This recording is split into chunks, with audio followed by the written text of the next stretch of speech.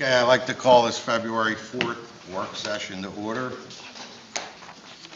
We're going to start with public participation. So anybody on this side of the room would like to speak on anything, go to the podium, state your name and address for the record.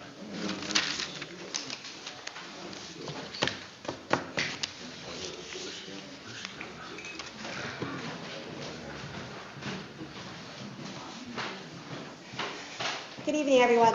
My name is Kristen Weinkoff. I live at 1811 Farragut Avenue in Bristol, Pennsylvania. I just wanted to take this time to introduce myself. I am the founder and chief executive of Clock Tower CPR Initiative. We are a nonprofit organization that is based in Bristol Borough.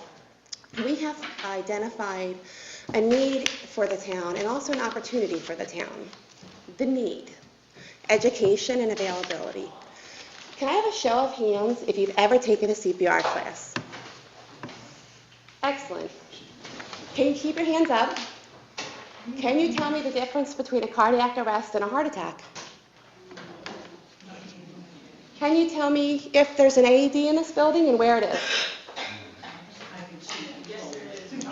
Excellent.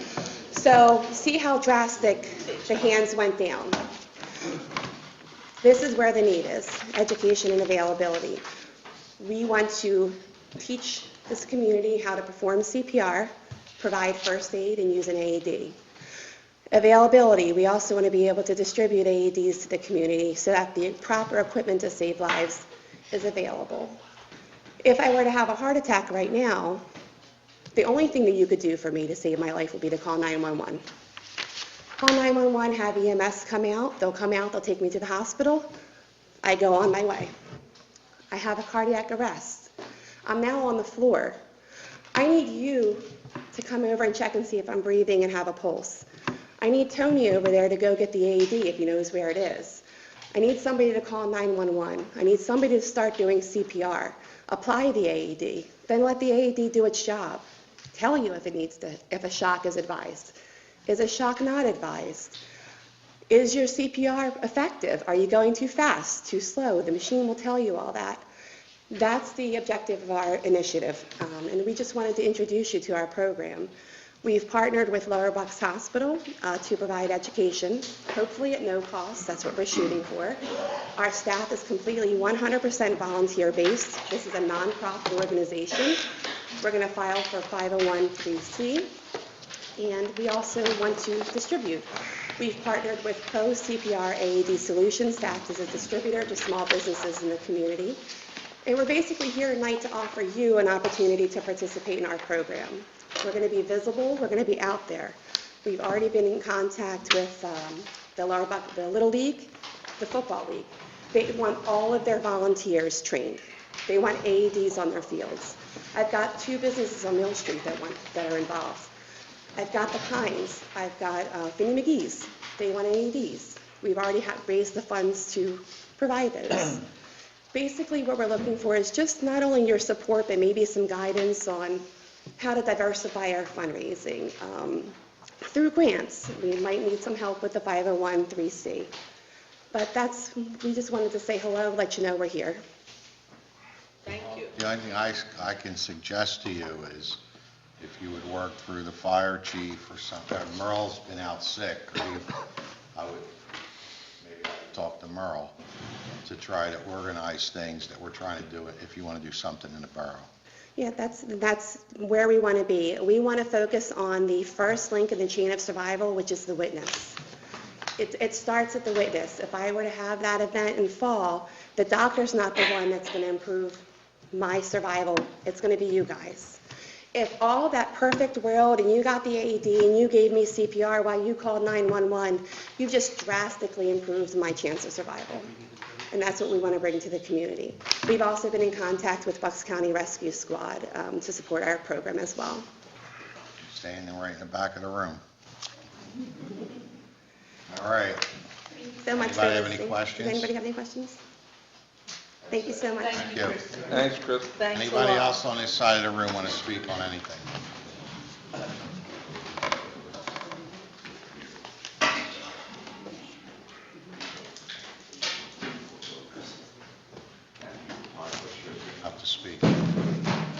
Anybody else on this side of the room? Anybody on this side of the room? That ends public participation. Okay, Nikki's here, right? I know you gotta get out of here, so I'm gonna deal with you. Pardon me? I'm good. You're good? Do you want me to deal with AJ then about his project? AJ, you're up, buddy. Hi, so as most of you know, my name is AJ Olzak. I'm working on a conservation project for my William T. Hornaday Award. This is one of the many projects that I want to do. The project will be turtle docks for the canal's lagoon. I'm working with a Heritage Conservancy on this project. I have a few handouts for you all, if I could please pass them out.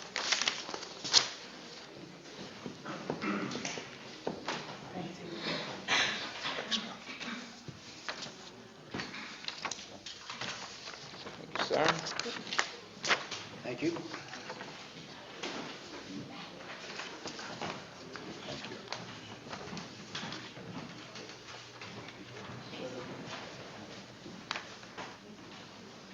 Thank you, AJ. Thanks, AJ. Thank you.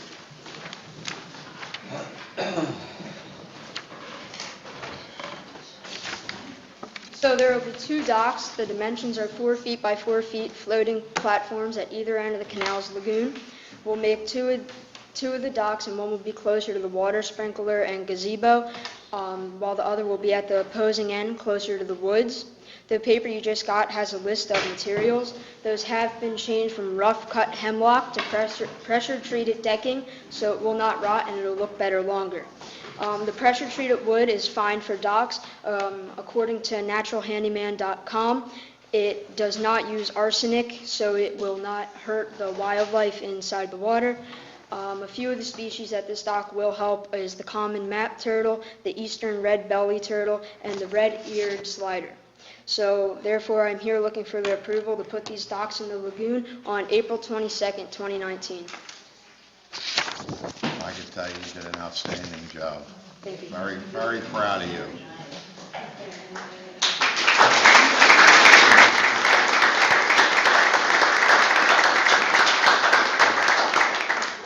So we had directed you to deal with our maintenance supervisor, Mr. Waldron, and you went through all this with him, and he's okay with the project, and the manager, I know you have emailed him several times to go over this, and the manager's okay. So if nobody has a problem with AJ doing this, and it's at his expense, and he's raising the money for his project, does this need to be voted on, or it's something we just give him approval now? I think you can just give approval. So is anybody against this project? So you have 100% of council's approval.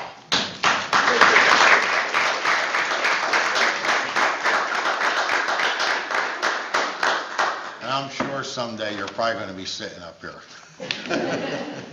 Don't do it, though. Okay. Great job again. Okay, Nikki's here, and Joanne, you're here, right? Yep. Okay, so why don't you go to the podium? And just let me give you a background on what we've been dealing with. Over the last few weeks, there's been some issues with some animals being left out in the cold. So we've been, through Joanne and Nikki and myself, the police chief, our solicitor, our borough manager, we've been meeting to try to resolve this issue. There's some state law that protects animals from being out in certain temperatures. There was an incident that they responded to. The law was interpreted different ways, so we're trying to clean this up to where if a dog's left out below a certain temperature, that either the police department and now allow the AOC officer to have more leverage to cite or to do something. The incident that we had, the police responded. Nikki responded at 9 o'clock at night, and you were out there for an hour. I was out there quite a few times. Yeah, A a few times a dealing day. with this individual.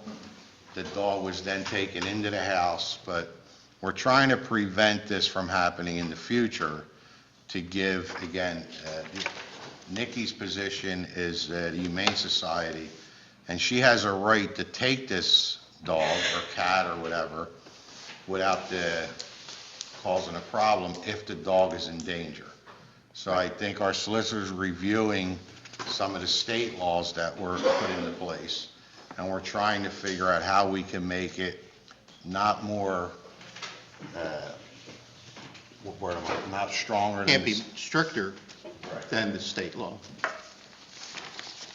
So we're looking to pass an ordinance, and we're asking council tonight to have the solicitor draft up an ordinance that protects against code blue or code red, because some dogs are out in 100-degree weather, which isn't good either. So we're looking to do whatever we can to be aggressive with this, to protect, the life of some of these animals, because in that kind of weather, a dog can freeze in so many minutes. So Nikki, why don't you update us on where we are? Hopefully I covered a lot of this.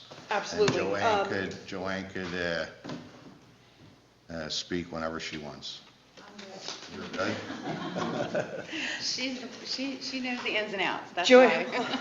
That's why she's here. Why don't I'm you good at tell everybody speaking, that's who you are? My name is Nikki Thompson. I'm the Chief Humane Officer with Bucks County SPCA. I've been there for the past 13 years.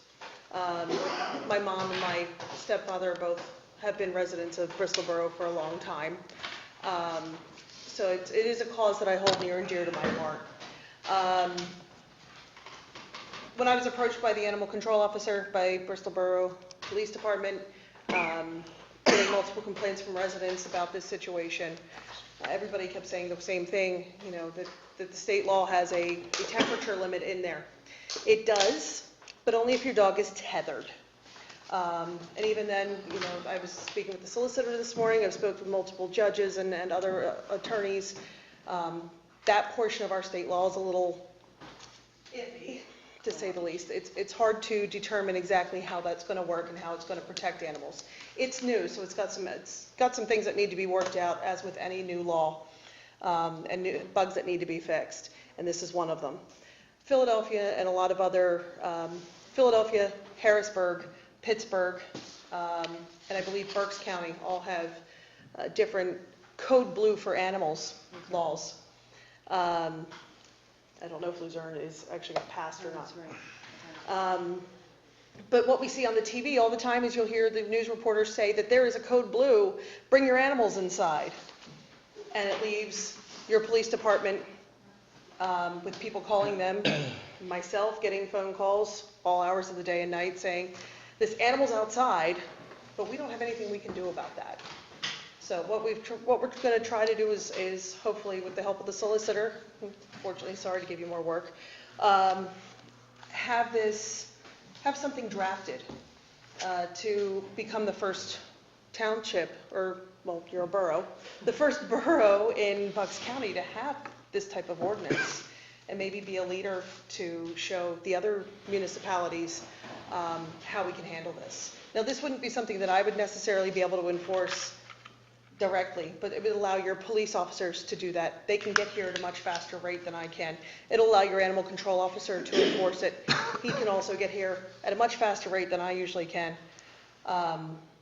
Myself and my 3 other officers cover the entire county, so we have a broad range. I live not far from here, so I can get here pretty quick, but if you have local response, it does make a bigger difference. I also think that it would just give you more teeth to say, hey, this animal needs to be taken care of. Joanne, along with her father, have been very helpful in coming to me and saying this is something that they would like to see, and they've talked to residents and they say they would like to see it as well. So. Well, I know Joanne come to my house on a Sunday trying to get this resolved, so that's how hard, how much time she's putting into trying to get this resolved. But I'm going to have our solicitor just give council a little background on what we're trying to accomplish legally.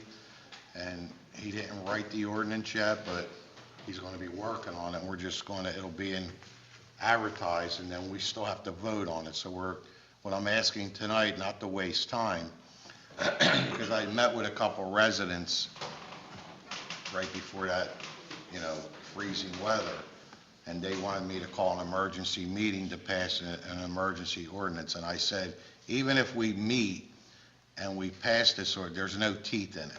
So we're not going to be able to cite anyway. And after meeting with the chief and speaking with you, something was done through the police department. I mean, they were getting calls as far away as New York Right. about this issue once it went on Facebook. And you also had the availability to go in and do your job if you felt the dog was being harmed or anything. So that was taken care of, and I don't think some of the residents knew that, but after the meeting I had with them, they were pretty satisfied. So why don't you explain to council what we're trying to accomplish here? Yeah, apparently there was some concern that no one had the power to do anything to assist with these dogs who are potentially endangered. And that's not true. There's a state law under the penal code that provides that someone can be cited for the neglect of an animal, but that is enforced either by the police department or is a humane officer. It could not be cited or enforced by our animal control officer or any of our enforcement officers because it's a state level. Also, the state law is very kind of vanilla. It doesn't say too much, all right? And looking at some of these other ordinances, there's one in Philadelphia, there's some other counties. They're trying to make it a little more specific as to when these people could be cited, as when there is a code blue or a code red, and not leaving dogs out for more than a certain amount of time when the temperature is either below or above a certain temperature. So two things we would accomplish if council wants to is one is we're going to try to give that, spread that enforcement to our ACO. The police would still be able to do it, but we would think that the ACO would be more appropriate person to follow up on these calls. And plus to give a little more definition as to what neglect is without, again, exceeding the state law. So it's my understanding there's no other municipality in the county that does this, but apparently people felt this was an emergency, and we did have a snap of cold weather, and of course we've had two of the hottest summers we've ever had. We'll try to draft something that's going to be enforceable and give our ACO and our enforcement people give them the authority to deal with this rather than calling the police for something like this. And, deal with the problem so when the bad weather does come, we'll be able to protect these animals. And we also, people need to understand that the state law, there's a degree in there, 32 degrees, correct? And There it's is. a half hour if they're tethered, where we know that this dog was free roaming in the yard. Correct. So the problem is you can't have a neighbor look out their door and get their watch and say, okay, this dog's been out. It's 28 degrees or it's 31 degrees and the dog's been out for 20-some minutes. You know what I mean? And just start calling the police every 2 minutes. We got to be able to deal with this, like you said today, without being vigilantes where everybody's just, the cops are just getting 25, 30 phone calls. I seen this dog. Now the cops got to go sit there to make sure that this dog's been outside and the body temperature. So we're trying to avoid a lot of this stuff. Our main goal here tonight is to protect the animal and to make sure the animal's not being neglected. And that's why we moved on this pretty quick. We had 2-3 meetings. We met again today. Joanne's been doing everything she can. The solicitor's trying to draft up an ordinance as fast as possible. So hopefully we can advertise something over the next week or so. Get it. It needs to be advertised for 30 days. We'll probably miss the March meeting, but enact this in April, but it'll also be in effect for Code Blue, not only Code Red. And it's going to relieve the police department of some of this because they have enough going on, not that they won't respond, and they did. The officer in charge, the sergeant in charge, did an outstanding job in handling this. So I think that if we could put some on the animal control officer, I think that helps a lot, and he's always in contact with the police department. So what I'm asking council's approval tonight is to have the solicitor draft up an ordinance, advertise it, and then you guys, usually we give it to you and then we advertise it. If you're not happy with it when it comes back, we could vote against it. But I think that if we want to try to move quick on this, we're going to do the best we can. And you could email it to everybody before you advertise it, if anybody has any issues with it. Can I ask a question? In looking at this, just as we're constructing it, I noticed, I think everyone agrees that protecting the dog is paramount. I might not have seen it, but I don't see anything, and this might be what you're saying about state law, about any action where you can actually just go take the dog in a situation like this? In any of our situations, especially with cruelty, there is if an animal's going to survive long enough for us to get a search warrant, that's what we're going to do, because one, that protects our organization, but it also protects the right of the owner.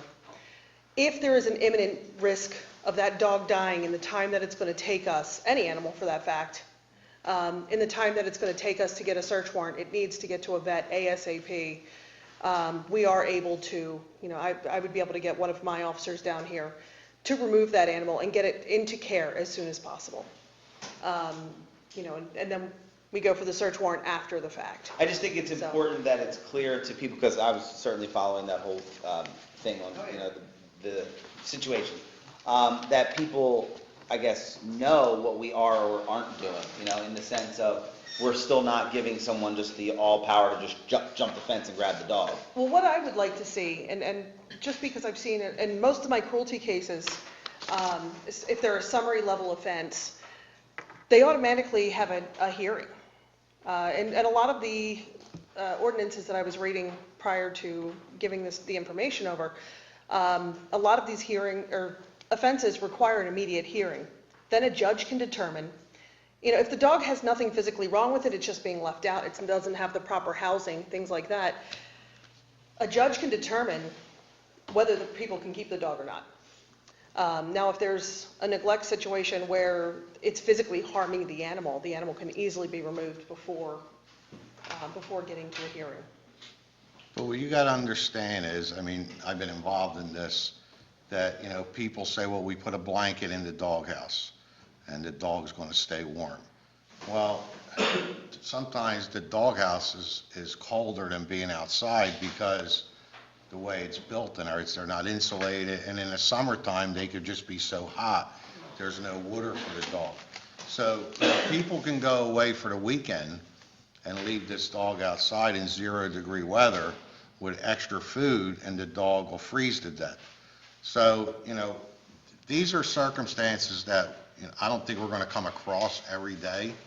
And I think it's pretty rare, and I think the one that we dealt with was really, I don't know if it was as bad as the phone calls that came in. I don't know. I wasn't there, and I know you sat outside the house personally to monitor this. Yeah, every time I saw the animal, it was not enough to remove it.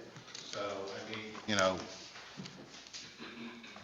I think that we do what we're supposed to do as a council and as a borough to do our best to protect these animals. And, we take one step at a time. Maybe there's something in this ordinance we have to change later on.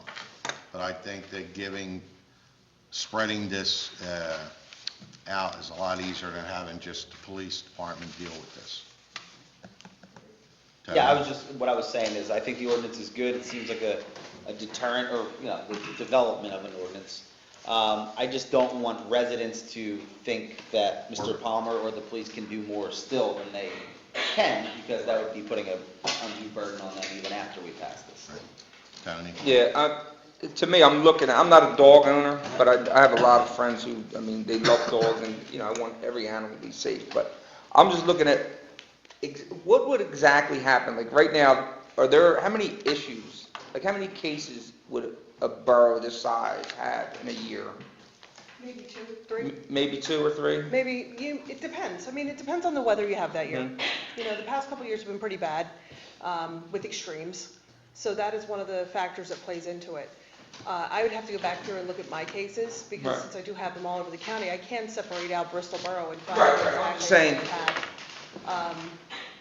So out of those cases that they have, like you said, how many of them can you actually go, this is why I'm just letting you know what I'm picturing in my head. Absolutely. You have freezing weather, so you got a dog that's out there in this freezing weather. So what are the signs that a dog is like, Thermic, yeah, like in what, danger of dying. yeah, what do they do? They get lethargic, they shake, same thing people get. It's Okay. basically the same things that you're looking for in a person. Now, of course, you have to consider the breed of the dog, the size of the dog. A St. Bernard versus a pit bull being out there, two totally different things. Or a husky, they're built for that weather. Right. What we're hoping for in this ordinance too is to make sure that it accommodates for that. There are some dogs that can live outside in a doghouse and have absolutely no problem with it. Right. But it's being able to go out and assess the situation and have the ACO assess the situation and say, oh my gosh, this is a short-haired dog. It doesn't have any bedding in its doghouse, or it doesn't have a doghouse. It's water is frozen. And believe it or not, water is actually really important for animals in cold weather, just as important in hot weather. Keeps everything flowing and makes sure that they have enough ability to produce their own heat. So, okay, I definitely understand.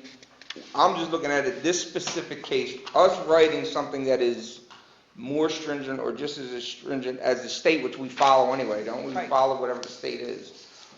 What is that going to do for, let's say 3 days ago when it was freezing, a neighbor sees somebody who has a dog that's out there that's is believing that they're hypothermic and, they're about to die. So you being called, what can you do or what can anybody do at that point to save the dog like when I you're said, called out? if the what we're hoping for with this is giving the animal control officer enforcement rights with it. So it wouldn't necessarily fall back to me, but if I got out there, the animal was lethargic, worst case scenario, that animal's in danger of dying, we'd be able to remove that animal, either via search warrant or through imminent danger. Or if it wasn't at that point, but the animal was still suffering greatly and showing some physical ailments that would be related to that cold and the neglect, at that point we could get a search warrant and remove the animal. Now, even if the animal control officer can't remove the animal, they can at least begin the process to cite them. There's a lot of But there's what ifs and how something- this is going to work, but There's something in the ordinance that says if a dog's left out in freezing temperature, it's just like a human, they are, that their body temperature is going to drop below a certain temperature. right. After being outside for 30 minutes or longer. So what we're saying is that I know the breed has a lot to do with it and the size of the dog and everything, but we got to have something, there's got to be a way to protect whether it's one dog a year or whether it's 5 dogs a year or whatever. Well, what I'm hoping for is with this too, is it's going to give you a better definition of what the shelter should be. Okay, so if an animal is outside, state law requires that it's given proper shelter that will preserve its body heat and keep it dry. Well, what is that? And that's one of the things that a lot of people question, because they'll say, oh, I have this over here, I have an old tin can over here that they can go lay in, or I have a blanket. So that's one of the things that we'd like to address in that ordinance. Now, to me, I like where that's going, because now you're talking about it's an issue of more like code enforcement. Right. If you're going to have a dog house, and you're going to have them outside, we should be able to go in and, see what you have there. What are you, what are you housing your pets in? Right. If they're going to be outside. But the other thing about it is, what's keeping the animal control officer from being able to go in there, assess the situation, and do anything? I don't understand. Why can't they do it? Because Pennsylvania has two different sets of laws regarding animals. You have your dog law, which is under your Title III, which is not a criminal code. And then you have your cruelty laws, which are under Title 18, which is your criminal codes. Okay? I enforce cruelty. Police can enforce the cruelty because it's under the criminal sections. Animal control can enforce the dog law. That's your running at large, your rabies vaccination, your licensing, you can't remember all the things now, but I haven't done it in a while. So they're kind of They're separate, but we all work together with it. So why can't we have something where it's, to give the ability to go and check on the dog instead of, making it sound so, see, to me, I'm looking at it, if you have somebody like, that's had dogs all their life and they think that they're tough enough to be out there, I'm just picturing in my head, the type of person that you would run into. Right. And you're saying that, they're fine, they're dogs, they get, like, why can't we have something where we give the ability for our animal control officer just to go out, check on the animal, make sure that he's okay, and then have the ability to say, listen, you gotta do this, or you gotta put him I in. think that's what we're That's trying what to do. that's exactly Oh, yeah? what we're looking to do. Oh, That's exactly what we're looking to do. Instead of I like saying, the idea. instead of him calling her, Tony, he would call her and say, you need to come see this dog because this is what I see, this is what's going on. And then Nikki has to come down and write out, what would it be, animal cruelty or whatever. Yeah, depending on what goes Depending on with what it. it would be. All right, so basically, are we gonna be able to write something to get your dad in to check on animals? Is Right. there something That's- that we're you trying can to do that? untie- That's, hands a that's little what we've bit. been trying to do since we Yeah. started talking. Yeah. I think in the latest, the Borough magazine that just came in, Right. I think it was there that I saw, I didn't read the article, but they're addressing this code blue and pet laws, so it might be, if I have it at home, I'll send it over to the solicitor. And not to prolong this, but is there a movement to push the state as well to update things, to clarify things? From what I understand, there is some beginnings of a bill to define what the animal shelters, not animal shelters, but a shelter for a dog or a cat outside should be, or, more than likely it's just going to be for dogs. But, as we all know, anything in the House or the Senate, you have no idea how long that's going to take to get through, or who's going to endorse it, or how it's going to be written, which is why I think a lot of municipalities are actually looking at doing this, and why like Philadelphia has made their own, and a lot of the other counties or cities who have done it have But you gotten guys to have that been point. very convincing here, maybe you should go on to the state level. Seriously. I mean, they have their I'm a little ear. busy, Craig, a Yeah, little well, busy. When I get my new officers fully trained, maybe, There you go. so. Thank you so much. Any other questions? So Nikki, you'll meet with our solicitor, keep in touch, and we'll try to, Absolutely. and it's going to be called the Driscoll ordinance? Stop it. That was a joke. No, that's what we're naming it. No. Yeah, the SPCA gives us the full support, and we're happy to work with you guys and make this, hopefully make it, us be the first I one up to have appreciate it. all your time you put into this and coming to our meeting and coming here today for a meeting, so Okay. thank you, and Have a good Joanne, night. thank you. Thanks, guys. Thank you.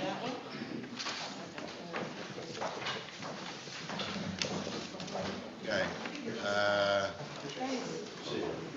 Shay's here.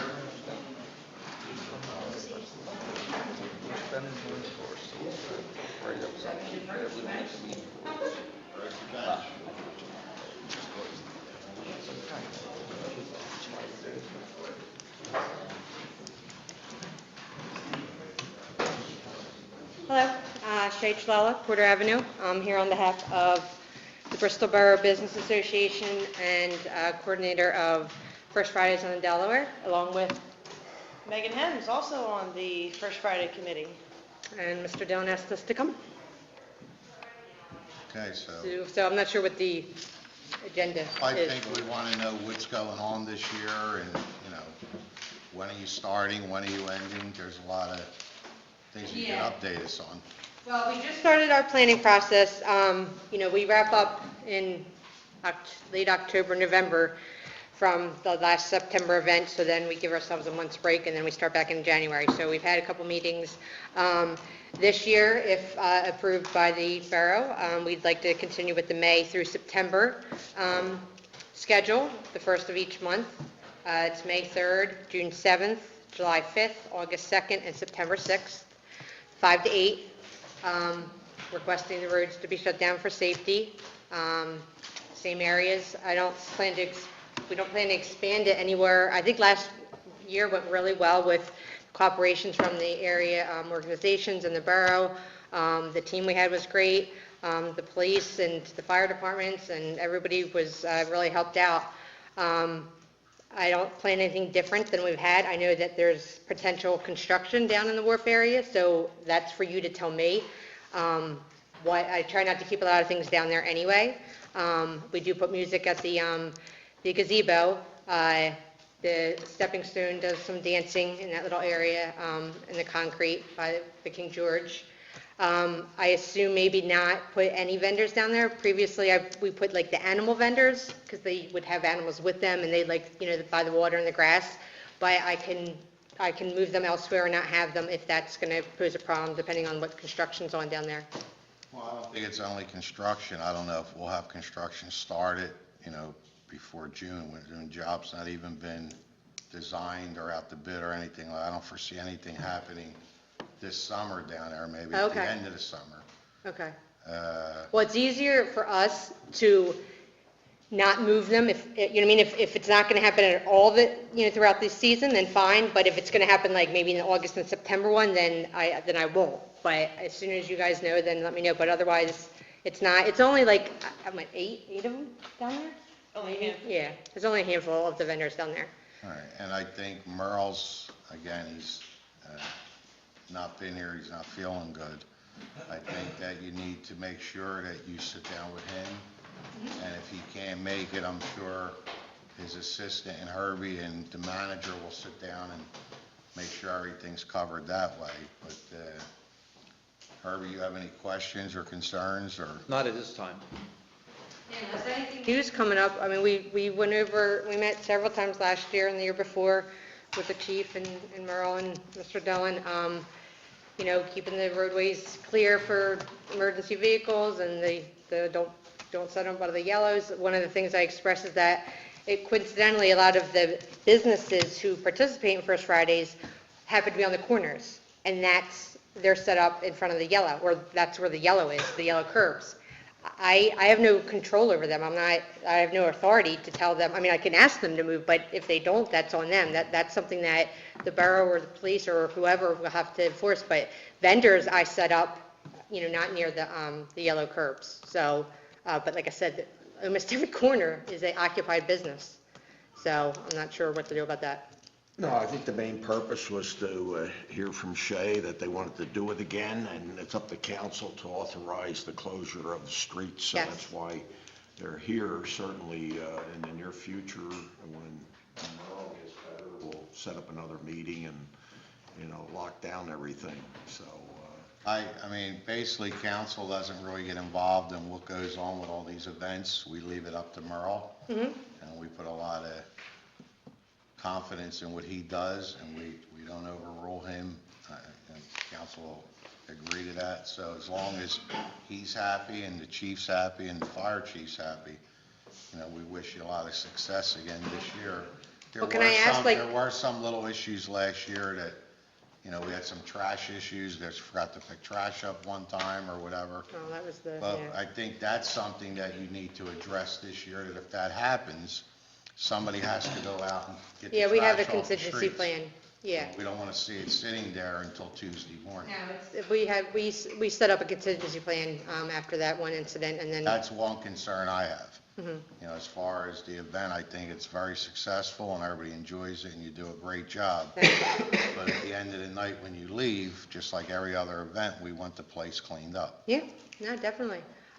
So can I ask, because I actually have to start advertising it like ASCP, I mean, to get the vendors, I have to actually start planning, and I don't want to do so without official permission. We're not here not to have you have it. Okay. We're here Yeah, that's what I'm just saying, but I didn't want to overstep, No, and, you can- but I have to get the You flyers out. can advertise, you can do whatever you have to do, Okay. just as long as you meet with Merle and the chief. Said, we'll maybe keep you in the loop for some surprises we have coming up. We have some good surprises coming up. We have June, we have Mardi Gras theme. July is Christmas in July again, and August will be Philly fans theme. So we might have some. I know it's a lot of work. It's exhausting. But I don't think we couldn't have it if we wanted to. I think we would be harassed and ran out of town if we tried to step out. But it's good. We have a great time. It's a great advertisement for the town. I mean, the businesses are definitely benefiting from it. So it's, it's a job worth it. Shay, can I ask a question? Yeah.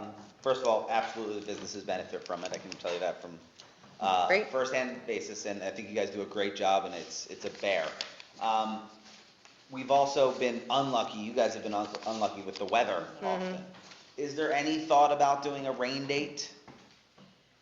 You know what, Greg, when, you have Italian Day or Celtic Day or any of those days, it's one day a year. There's 5 of these. So that being said, it's a lot of planning, but to reschedule that, you're not even talking about all of, the council, the government. It's not even our road to close. They'd have to, okay it with SEPTA, and that, throws everything off. You're talking about all the businesses, then 150 vendors, then the bathrooms, the trash people, all the connections that we worked with the school district to get a bus down at the Lennox building. Like, there's so many connections, and then, what happens? Oh, it's gonna rain. You cancel something, and it doesn't rain. Okay. And unfortunately for us, it has rained each time, even if they say it's not going to. But it's really, if we only had one First Friday, I'd say, yeah, maybe. But with 5 of them, you know what I mean? The odds are we have to have 1 or 2 good ones in there. A lot of people still come out. They do. Yeah, if we do our no rain dance, it can't rain between the 3 to 5, because that's what happens. It rains then, it scares the vendors away. The people still come back out regardless of the weather, and then there's no one set up. The businesses don't set up, the vendors don't set up, and now the people are walking around going, well, what's going on? Yep. The entertainment, bows out, and that's the other thing too, the entertainment, I'm paying people to come out there, it's just too much, Understood. too much. I just think it's good to get, I agree. Yeah. I just think it's important that people hear that, 'cause sometimes people. Yeah, they don't read they it, so don't maybe quite verbally they'll understand. hear rain or shine. Right. It's on. What do you have? Who's responsible for the porta johns down there, for these events? Well, the borough puts down porta johns for the season. We bring in extra porta johns for each First Friday, and have those ones cleaned. But ours come in and out, like they're only there for the day. I'm down there quite a bit. I know in the past there's been an issue with them not being properly maintained, the porta johns. Yeah, they're ours. Ours? That's what I'm asking. I don't know the ones they're using. Ours are cleaned 2 or 3 times a week. Okay. Usually they're. Ones for the event, they bring them in clean. Yeah. Ours come up, we put them in like the middle, like Wood Street or Pond Street at the corner. The ones all the way down by the water. And are they removed after every event? Is that Yeah, what- ours are in or out. Okay. All right. They come in and out. Yeah, and the trash should be removed by 10 o'clock Saturday, and if they're not, the arrangements will be made to get it out. Thank you. Any other questions? So we don't need a vote on this again, we'll just give you our blessing for another. If you want to volunteer, Anything come on you out. need- Anything you need, I will be available. great, thank you, appreciate it. Call me anytime. All right, Yeah. thank you. Hello? Anybody else? Shay, thanks. Thank you. Thanks, guys. All right, we're down to council, right? I don't think there's anybody else tonight. Lorraine, what do you have? I just wanted to ask about. Wait a minute, I'm sorry. Herbie. I forgot it's been so long, Herbie. You didn't- I just, a couple things. One is, I met with the school district, the police, the fire, EMS, and Bucks County Emergency Health Services. They're going to do the Prom Promise program, which has to do with proms and substance abuse. We do it like, for a while we did it every year, then we were doing it every other year, where we stage an automobile accident.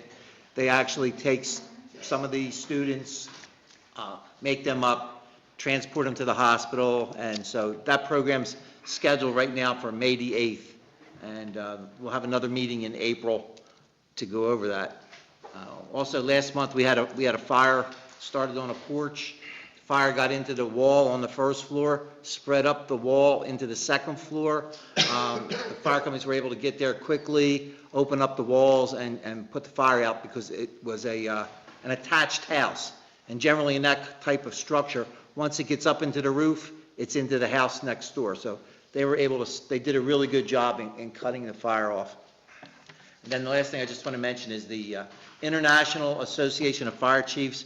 They put out what they call an emergency safety and survival alert for this particular week, and it has to do with roadway operations. You probably see it in the news almost daily throughout the country. Some fire, police, or EMS worker is hit by a car while they're operating on some type of highway emergency. In addition to that, what they recommend is like the use of fire truck to block, but you also see now is like people are running into the back of fire trucks. And so you put your $500,000 fire truck out there to protect your people, and somebody runs into the back of them anyway. So we're going to take some time this week, all the chiefs have it, to go over additional safety guidelines for operating on the highways. That's it. Any questions for our fire chief? Chief? I just want to apologize for missing last meeting. I had a family situation, but I'm sure the mayor covered me. Just wanted to highlight a couple things for 2018. Total number of incidents. When I say an incident, it means everything from a domestic violence response to a theft call to a proactive traffic stop to a patrol check or whatever. But during the calendar year of 2018, we had 14,180 incidents reported to Bucks County Communications. 245 arrests, 1,015 traffic stops. We still battle the opioid crisis in a daily event with our partners in the EMS and the fire service. The police officers alone administered Narcan 51 times last year. We have an active drug investigations of 54 drug investigations, which resulted with the task force that were involved with their surrounding communities, 39 arrests. And the one thing we also wanted to touch on, besides the mandatory training, and I told you guys when I came here, it was a real priority for me, and I think it should be a priority for you, is training our police officers. Outside mandatory training, last year we conducted 1,100 hours of specialized training for our police officers. So, thank you for supporting us with that. Questions for the chief? Thanks, chief. Mayor? Just threw a curveball there to me, Johnny. You want me to go to Lorraine? Yeah, go ahead. Lorraine? I noticed there's been a little activity at Mill Run. I wanted to know what's going on there. There was a meeting scheduled, as you are aware, because you and Greg were supposed to attend last week, and the doctor called and was sick and couldn't make the meeting, and we're in the process of rescheduling that meeting to find out exactly what's going on and what kind of time frame that they are looking at to complete this project or to get a phase of it open. So hopefully that meeting's going to take place in the next week or two. Okay. And you and Greg will be invited. Lately, there's been more cars in the parking lot, so I thought maybe something was going on. I thought maybe they were. They're working. They're working, there's no question, they're working, not at the pace we want to see Pace that them we work. want, yeah. All right, so you're going to get a meeting, right? We really need to talk to them. Thank you. Great. That's all I have. I was going to address the same thing, so that's okay. That's, we were both scheduled to go to a meeting and it was postponed. I'd just like to see that meeting happen sooner rather than later. And I can be a part of planning that too if you want, if you guys Well, want we help. planned it for when you could. Yeah, I know. After I'm saying school, the next so. one, yeah. Yep, that's all I have. Tony? The Mill Run thing, it made me nervous going by it because you do see cars there and working, but you also see an RV there. Now, I know that most work sites have, they have trailers there for, the companies that are working, but just made me a little nervous to see an RV. I'm sure that they're using as a workstation, kind of trailer or whatever. So, I don't really know what's going on over there, but, I would like just for the borough itself, just to see, what can happen. So hypothetically, they're not able to fulfill the things that they're talking about getting done. I don't know what you mean. Like, they've been postponed and put back. They've changed their scope of what they wanted to do already a couple times. I think. What happened, yeah, I'm just saying, what's gonna happen if it falls through completely or none of those operations get moving? What happens to that property and, I think eventually it will come back to us, won't it? Well, actually, the deed has not been transferred. It's still in the name of the RDA. Okay. So the provision is if for some reason they can't complete the project, the property will remain in the RDA's name. And what is the timeline on that? Is there a timeline on how long they have to try to get, I mean, people have been thinking it would be done already. Something there would be up and. Well, I think that the problem, from what I understand, is in being in construction, they had the whole place studded out with metal studs. So meaning all interior was ready to go. Okay. There was some kind of structural issue with the cement. One of the engineers said there was sagging in the floors. It was gonna cost him, and let's use $1 million, to get engineers to core drill it, to test everything. It was cheaper for him to take all these metal studs down, so everything they built, they end up taking down, and they reinforced each floor with steel. That's why the windows were out of each floor, and all that steel was there.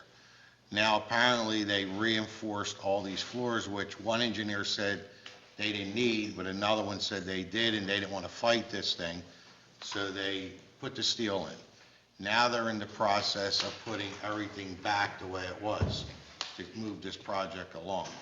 What the end result is going to be, I think it's going to be insurance driven, where I know they want to do dialysis, they want to do some kind of doctors, patients, and different things inside this building. Maybe that's going to change, and it's going to be more of just of a nursing home facility. And that's why I said, if they can get this project off the ground, and we're all waiting, but as long as they're working on it, the RDA can't take the project back. But like you said, for some reason, if this falls through, the RDA takes the building back, they lose their money, am I correct? The 400,000, whatever they put up, and it goes back to day one when we still control what goes in there. Okay.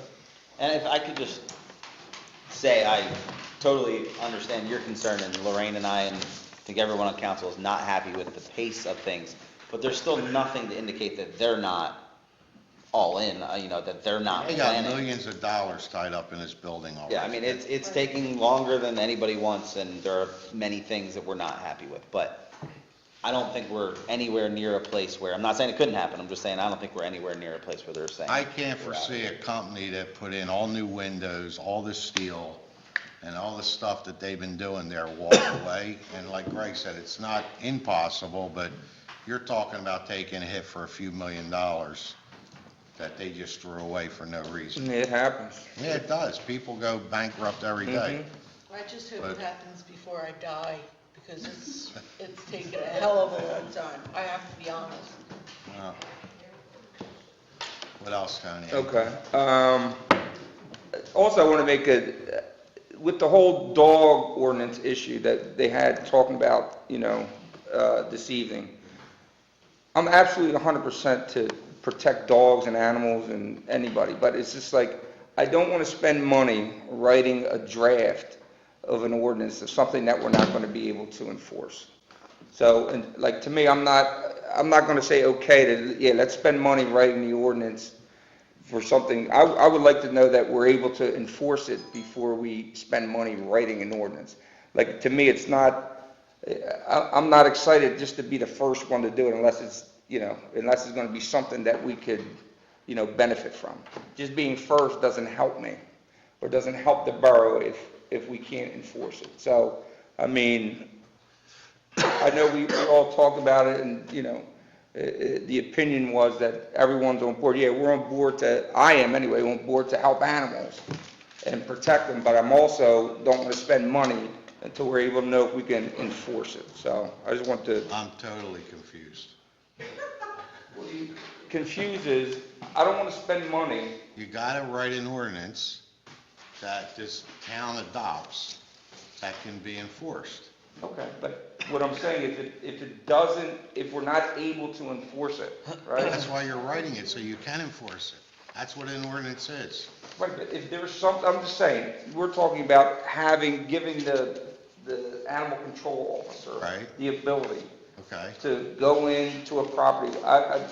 Why isn't he able to do that now? Because there's no law that says he can. Right, but what they said is the state law, right? If we can't write something that is. I'm just I mean, listen, I'm just trying to understand, because I don't want to spend money But on what we're something that we saying is, can't. the state law doesn't give him permission to do anything. So So what that's we're why we're saying doing is, it. as a council, Right. we want to adopt an ordinance that protects. So you're saying that we could, if we adopt an ordinance, Why don't you that try we to could give explain him, no, I'm just saying, that we could give our animal control officer to go into somebody's house and check on the dog and pull that dog out, and No, we're not saying that. What we're saying that's what I is, thought that we were talking about. Yeah, you know what, and Greg brought that up. I'm not That's sure. that's what I thought we were talking about. Yeah, Tony, I'm not sure we can go that far. What Right. I'm suggesting is an ordinance that will give our local people the right to cite them for neglect of an animal. As far as pulling the dog out, I don't think our ACO will have that authority. Right, that's what I'm saying. That So- would be this woman's authority, right. That's what, so I'm to the point where what I'm saying is, and I know that you laugh and you. I'm not No, laughing, no, I'm just you saying do, and we're- that's okay. we're Listen, trying because to- you know everything. I don't, And you hate when people ask questions. no, I Say, don't. you I'm know trying to the- explain it to you, but I don't know what you want me to tell you. Because, I mean. You're it- saying go ahead. you don't want to waste money on an Writing ordinance an that we ordinance. can't enforce. Yeah. What we're saying right now is, that's why you adopt an ordinance, that we could send the animal control officer to this home to assess the dog. Right now, he can't do that. Yeah. We have to go through the police department. There are other instances where under the state law, the police could do something, but under ordinance, our code enforcement officers can do things. So this is not something we're creating, it's not something new. It's just that in this instance, because the issue has come up, and because we don't necessarily want our police officers having to go out there and sit, we'd like to get local enforcement. The police will still have the power to cite under the state law, but we want to give our local people the power to So then- cite. But they're not going to be they're not going to be seizing dogs. Exactly, so that's what I'm saying, like, to me, I guess what's not clear, and maybe I need to make it clear, is it's not going to save a dog from freezing. And that was what the point I was trying to make as well. You know what I'm saying? Like, that's not gonna save a dog from freezing because somebody can write him a ticket and say, I listen, think it your will. dog's out there But it would freezing, save that's the another point. dog, maybe, I think because it will people save the say, dog from I'll freezing. get a ticket if I don't. I think the thing that I was trying to bring up earlier is that I don't want people to walk away from this ordinance thinking that Mr. Palmer can jump Right. over a fence and grab a dog. Right. Because it doesn't mean that I agree with the content of it, and I think it's a good idea and it should happen. It's about more, it seems like, of a deterrent or an after-the-fact thing. And I just want to make sure people aren't expecting our AOC, putting too much on him The to say. problem is, if the dog, let me back up to this incident that we had. Yeah, If the dog's left outside, which they claim, and we don't know, right. that this dog been outside in 0-degree weather, the dog was freezing to death, okay? They contacted the animal control officer. He doesn't have the authority to go assess this dog. Therefore, the police were called, am I right, chief? Yeah, And how many phone calls did you get that night? Oh, I can't tell you, but it was over 600 Facebook posts. I know Right, that. so they were saying that we weren't doing anything about this when our sergeant did do something. He went there, he dealt with all the complaints, and they ended up taking the dog in the house.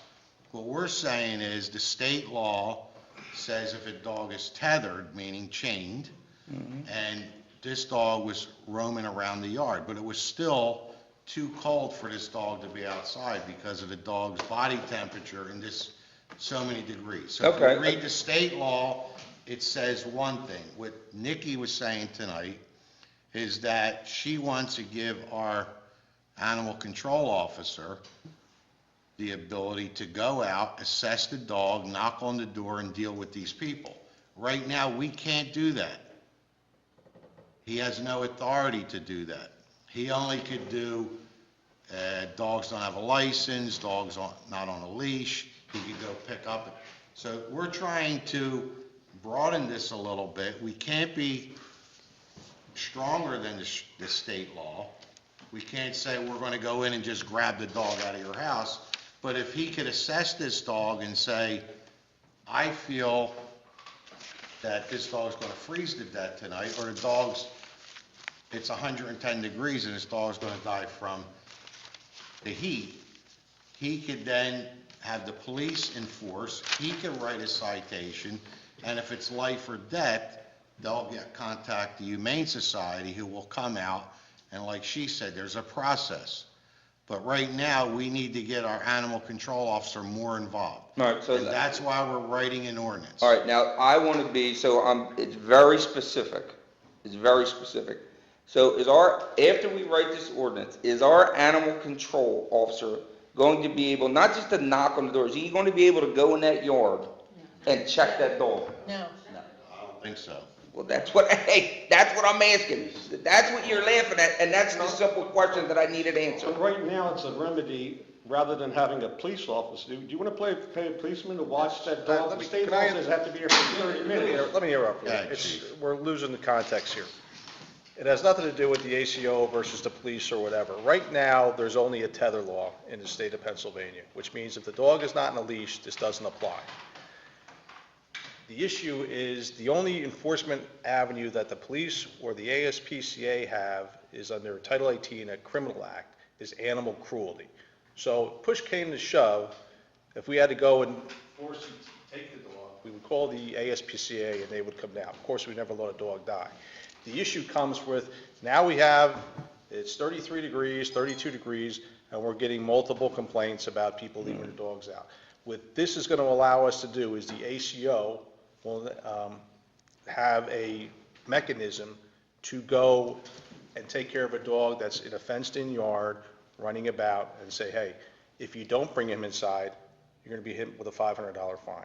For what? Is it going to be enforceable? That's what I'm saying. A $500 fine, enforceable. Ordinance.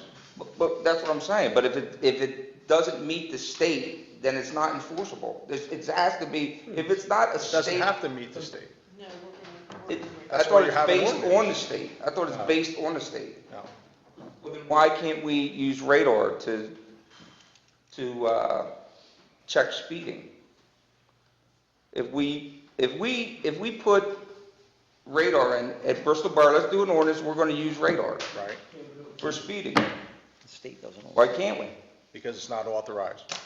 By who? State. By the state, exactly, that's my point. My point is, if it's not authorized by the state, which this is not authorized by the state, a $500 fine, it's not going to be enforceable. Local ordinances are different because the city of Philadelphia does it. Berks County does it. Now, I'm not going to get into legalese with you because it's not my. Me neither, I'm just looking at it However, state-wise. You know, we have parking ordinances in town Mhm. that aren't governed by state justification. We have noise ordinances and stuff like that. I think what the solicitor's saying when he talks about we can't do more than the state, I think we're talking about the seizure of an animal.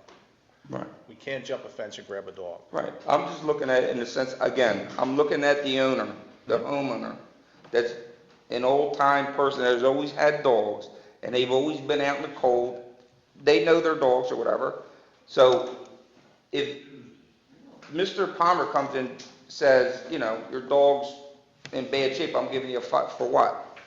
He's running around, like, what is it that he has to do, because he can't come in and check his temperature, doesn't have to I let think him it's in. no difference than L&I saying that your structure's unsafe.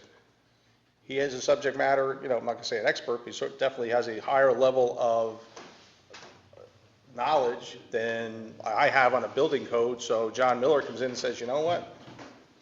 I don't think John Miller's an architect, but he can tell you that's an unsafe structure, and we're gonna shut it down. Yeah, but I don't think John Miller could shut it down, can he? Sure can. Absolutely.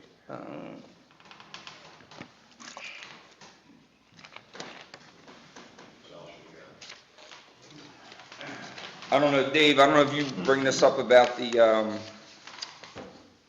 by the baseball field, the potholes. Was that on your, all right. We had potholes, I wanted to thank Mr. Dillon for getting those done, filled in. Appreciate that. And last month's meeting, I brought up about the sewer department.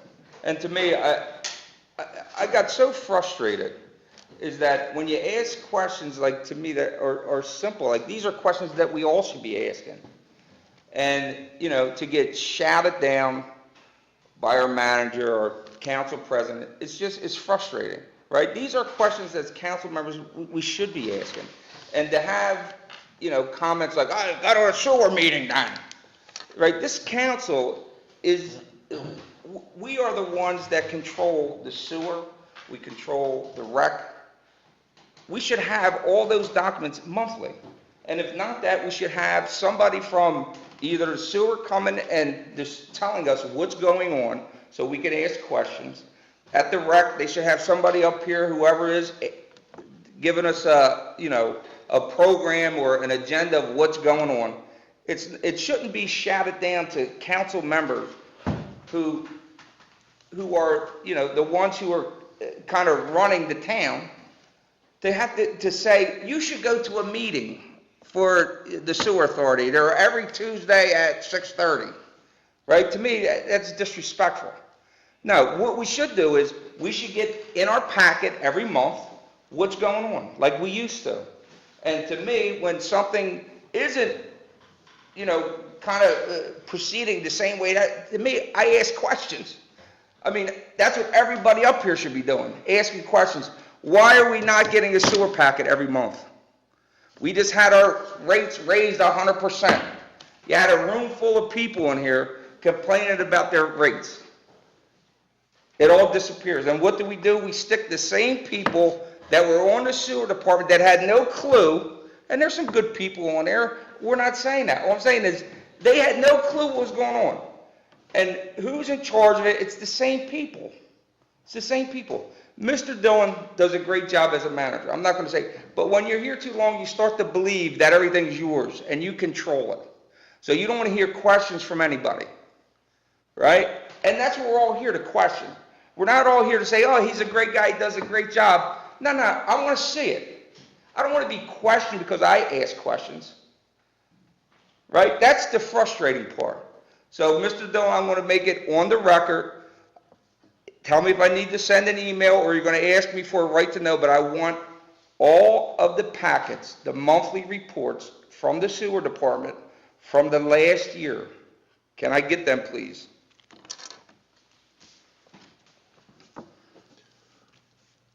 Okay. Yeah, I see no problem with that. All right. It may take a while, I mean. It shouldn't take that long. We used to have them every month. In my opinion, it may take a while. Well, of I mean, course we have limited staff. I mean, people ask for information and we No, provide certain it. people ask for information, they get Provide it it. Look, I said I'll provide it as soon as possible. as soon as all possible. right? It's already been Okay? 3 months. No, it was last month. No, last month is when I had to bring it up, and you still didn't give it to me. Can you please get it to him as soon as possible? As soon as possible. Thank you. 1 year. So if you want the last February. Yes. That's it. I would really appreciate if you can get it to him before the March meeting, if it's possible. Anything else you want, Tony? No, that's it. Mr. Ricky? A question regarding that. I don't know if this is what Mr. Devine's referring to.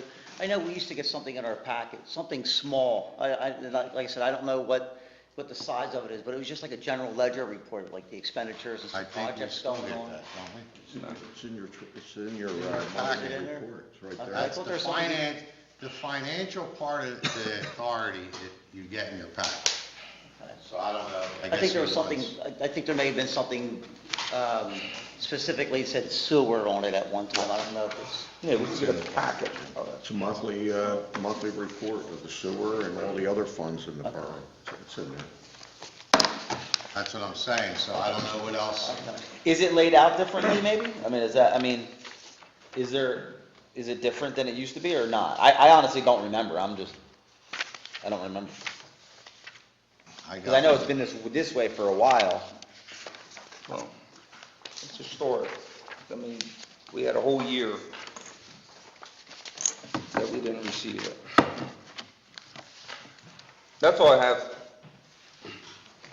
Dave, what do you have? Yes, thank you. Mr. Dillon, when the weather breaks there, I'm still getting a lot of complaints, a couple complaints on Plum Street between Pine and Spruce. That street is really deteriorating, so when we're out there patching and putting the black stuff down, would you check that out, please, for me? And also, again, on Plum Street, behind Mr. Brady's house there towards Pine Street, the Pico was made a 4x8 repair, and that is sinking pretty much. It's down 4 or 5 inches there, a pretty big patch here. If you could contact Pico, tell them to. Is that in the alley, or is that? Well, that's actually a street there next to the high road, yes. Plum Street. Usually what they do, Dave, is when they do a repair, they fill in a binder, temporary coal patch. If they can't, and they want it to settle, so when they come back, they do a permanent patch. Right. Okay, that's all I got, thank you. Yeah. Okay. Thank you. I sent an email to Sally about a month or so ago. We don't have anything in our ordinances regarding short-term rentals, things like Airbnb. And if you go on and you look at those people are in the borough, there's a couple of places that are renting to Airbnb on a daily basis or a weekly basis, things like that. And I thought maybe we should have something to address that, because they're, I'm sure they don't have a rental license, and we're not inspecting and things like that. So I don't know if we could take a look at that. You really want to write another ordinance? Well, Authorize it? I mean, we should. Make sure it's enforceable. I mean, it's kind of, yeah, make sure it's enforceable. No, I think, so we have people that, you have a rental property, you get to get a rental license through the borough for $100 or whatever. Somebody Right. comes out, does a safety inspection. I think these guys are, I don't want to say they're circumventing it, but it's just there's nothing in place to make sure that it's, that it's inspected or. No, I agree. There's no reason why people should be renting properties. So I can take my rental property and say, I'm not gonna I'm do in it, I'm gonna make it, I'm gonna go Airbnb, and you don't need to inspect it, then I can just have, transient, traffic, if you will. But anyway, I think we should. The question I think council has to ask is, do you want to allow them? And then, of course, if you allow them, you'll regulate them. But right now, if they're doing that, it's illegal. They have no right to Yeah, rent their property. I gave Sally 2 examples of what I found online. Do you have any addresses that we Yes, can? yes, I sent an email. They can be cited. They have no right to do that. So the question is, do you want to allow it? Where do you want to allow it? There are decisions that this council has to think about. Does that include single rooms in your own home? Definitely single rooms, because that's like boarding. That's illegal. 'Cause I know that's how a lot of Airbnbs work. If they're just renting a room and they're not sharing the kitchen and all, then they're not considered a family. That's a boarding house, and that's illegal. So, just because they're doing it all over the country, you have to decide, do you want to allow it?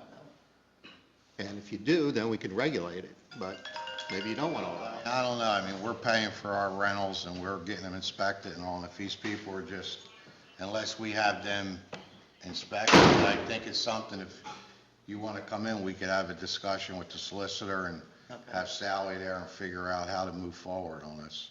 I guess the question is, do we want to allow it? Do we want to allow those types or not? Well, it's up to council. Yeah, I'm not sure, you may not be able to stop them, so you may want to allow them and then regulate them. So you're saying that we already have, our ordinance already protects against this? You can't just rent out your house on a short-term basis. You can't rent out rooms. Just by the fact that we don't have something allowing it, that's right? Okay. My position is that just because we don't have something doesn't mean you can do it. Okay, I'll get something together then. Tony, Yes, sir. I think to Bill's point, I just want to make it clear, if we're going to move in one direction, I would certainly be interested in what that conversation is like, because. Well, we could discuss it on the floor. It just seems like. I'm just saying, let's get an idea, if you want to be part of that Yeah, conversation. there are clear disadvantages to the type of, I think, things you're talking about, but I think But I there are agree some that possible It might be. advantages. if somebody wants to do this and they're going to profit by this, Yeah, it should be their regulated. place should be Without a doubt. regulated and should be inspected. 100%, I agree. Everybody else is following the rules. Let me pull some ordinances and see what the parameters are. But again, you have to decide if, where you want to do it throughout the whole town or certain areas, like anything else. And there are pros and cons. And then parking becomes an issue because if you rent out 5 rooms, you know, I know a lot of people may not have a car, but they may rent a car. You don't That know. becomes more of a boarding house. You know, to me, an Airbnb is where I'm going to rent somebody's house for 2 weeks because I'm going to be in the area. Right. Okay, so I'm going to replace somebody else. I'm not adding. But some people want them to live with them. Well, then that becomes, you're right, it becomes a density issue, it becomes a Right. parking issue, which for that reason alone, we may not want to allow. Because now it increases the density, which is the major problem we have. So why don't you get some ordinances, get them to all of council, and if Greg and Tony want to meet one day, we'll meet and see what we can come up with. All right? Just one other thing. I've been getting a lot of phone calls and complaints regarding the parking on Swain Street. Can we look into, some of the suggestions were getting the lines painted like we have up on Jackson Street and some other areas up in the Harriman section. And I think some of the problem that they're saying is people, they park, but they're, just because of the way they're not spacing it, they can probably squeeze a few more cars in. So I don't know if that's an option, if we could maybe delineate the parking spaces and. We talked about this numerous times, that if we put the lines in, we have to put them in accordance with the parking requirements. You gotta be so many feet from a fire hydrant, you gotta be so many feet from the corner, you gotta leave 18 feet for, so in the long Sometimes it makes run, it worse. I think you lose spots because people get in tight spots. It's the neighbors that don't park right to take up 2 spots. But if we go line the street, and we a lot of times discuss this, I think in the long run, you gotta be, like if somebody has a driveway, well, you can't be, they'll park right now, right on that driveway, which the people don't like, but you get that extra car in. Okay. So it's a catch-22 with this, so, I mean, if the residents wanna try it, they gotta understand that it's probably not gonna work out to their advantage. Okay. They will lose some spaces. Spaces. Absolutely. Tony? Yeah, just to piggyback on that, like the parking issue, do we still have that parking committee that we put together? Do we have a committee for parking or something? You on that? Yes. Do we meet on that? Do you guys meet on it? Because I have a question, and I think about this all the time, and I know I brought it up, I just don't remember if it was something that we could do or not, but like, in the high-density areas, especially like up by the baseball field, the avenues and different places, you know, where it's high density, is there anything that we could do tag-wise where we can give, 2 tags per house? So like people that have, 5 cars, per house, they're taking up so many spots. Is that something that we could look into, or is that not feasible? Let me go back to this parking. Go. A lot of people came here over the years and they said, at least give us 1 spot in front of our house. So when my husband comes home from work, or I come home from work, I have a place to park. And you can understand that. Or my daughter comes home late at night. The question becomes, homes in Bristol are 20 feet, maybe 15 feet, they're not wide. So if I said to you, or everybody on this block, everybody gets a spot to park in front of their home, then I say to you, okay, when you come home, or your daughter comes home, or your son comes home, where do you want them to park? Because every house now has a parking place. So the answer was, well, they can go park up there, which is the next block. So then what happens to them people that say, I want a spot? So, you know what I'm saying? You never can satisfy everybody. You can't just say, I'm gonna give you 2 spots. Like you said, somebody has 5 cars, where do you want the other 3 cars to park? And the problem is, well, let them go park in front of Dave's house. Well, Dave's saying, well, I want my 2 spots, and then Louis wants his and 2. So, look, we have a parking problem in town. The only way to address it is to take some properties down to create pocket parking. And that's, it's something that you really need to look It's called common at. courtesy, and I think people should, know. Well, I don't think that's, I don't think it's not being Put five courteous. cars in one area. I think you use common courtesy. You don't A lot of park your people, five like you s- cars in one spot. It's like not you fair to s- others. Well, I just think that, you know, if you I've been have that driving. many, A lot No, I of people, know. like you said, Tony, have too many cars. Their kids not, their kids drive, they drive. Years ago, people had one car, if they even had a car. And that's what this town is built on. It's not built for, families with 2, 3 cars. But I think that the lines are a problem, and I think that you'll never create a spot or 2 spots per household, because 2 cars take up almost 40 feet. So there's not too many homes that you could even deal with that. Gotcha. I knew I brought it up. I remember the answer. But it's starting to come back to me What now. was the question? What else do you have? That's it, thank you. Louis? Recently, I've been approached by several people about the fields, and this question about maintenance of the fields. It got to the point where people are saying that the high school baseball teams aren't going to be able to play this year because the borough's not maintaining the fields. So I want to put it out in the open. I haven't discussed this with any other councilman, but I think the majority of councilmen will agree that we have proceeded or intend to proceed with our maintenance contract, even though we have this dark cloud because 4 of us are getting sued, both personally and as a council, by 2 taxpayers who also happen to be councilmen, who are represented by the solicitor for the school board. This issue isn't this isn't a borough issue at this point.